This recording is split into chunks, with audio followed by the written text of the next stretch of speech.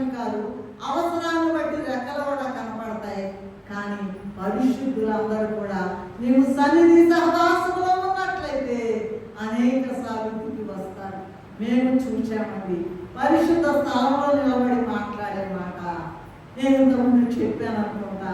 ఒకసారి వచ్చారు, అదిగో ఒక ఆయన చెప్తున్నారు, పెద్ద ముసలాయన చెప్తున్నాడు కదా, కమండలం పట్టుకున్నాడు.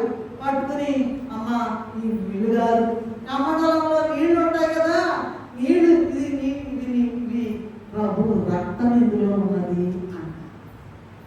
ఇంకా కొన్నిసార్లు మనం ప్రార్థనలో ఉన్నప్పుడు